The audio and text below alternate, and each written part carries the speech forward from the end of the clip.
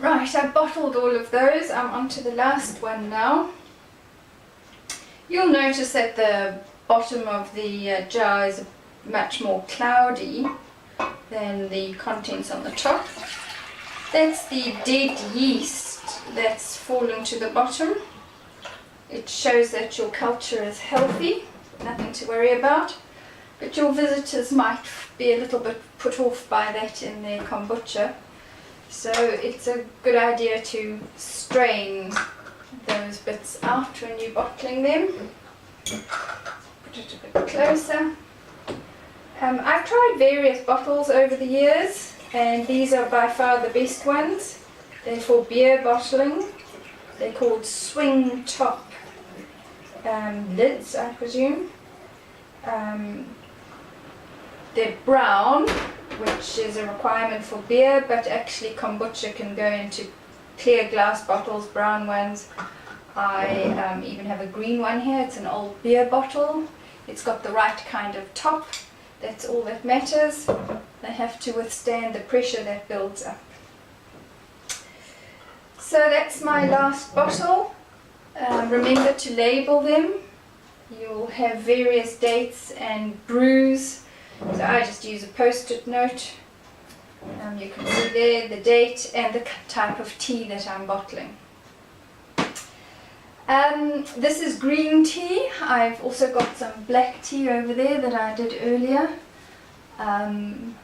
It's up to you. You can try red bush tea, oolong tea, but it does need to be a tea. You can't really use something like chamomile or dandelion or some kind of herb. The kombucha culture needs the nutrients in the tea. There have been success stories with some herbal teas, and if you want to experiment with that, go ahead. But I would recommend that you start with a green or a black tea. I like green tea. It's got quite a mild flavour. It's palatable. The black tea is pleasant, but a little bit sharper, and maybe you need to acquire a taste for that. They hold flavours slightly differently, so it's up to you how you choose to do that. Right, so I've bottled my tea and I'm going to flavour it. I like spices, so I've got some whole cloves here. The big bottle needs about 3. If you like it stronger, put more in. Bottle that size, I find about 2 is good. So 2 in there. And I'm going to put cinnamon in there today. Here's my cinnamon stick. You don't really want cinnamon powder because you won't be able to filter it out.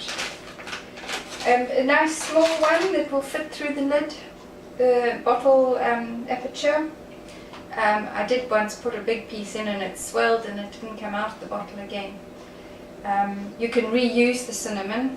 It will flavour maybe 5 batches, one after the other. This is a bit big for a small bottle like that. It's quite a strong flavour, so that should be enough. And the last one I'm going to put in here is ginger. So I've got some fresh ginger that I've peeled and chopped, and I thought it would give it quite a strong flavour, but you need quite a lot of ginger actually to give it a gingery sort of flavour. Cinnamon seems to be the predominant one, and that should be enough. Black tea and green tea will hold their flavours differently. Some flavours go better with black tea, some better with green tea. And let's close it up. And I'm going to label that one as spice. I'm pretty sure I'll remember which spices I put in here because those are my favourite and I use them quite often. So there we have it, labelled. Close them up, put them away. Your secondary ferment should take place at room temperature.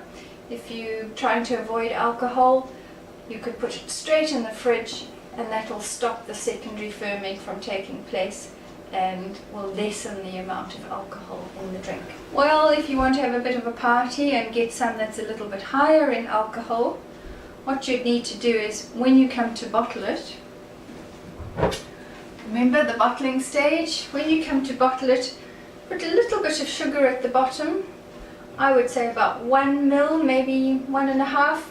You don't want to put too much in because the pressure will build up. And while these can withstand the pressure, your bottles might not. So a bit of sugar and a little bit of brewer's yeast. And that'll turn some of that residual sugar into alcohol and carbon dioxide.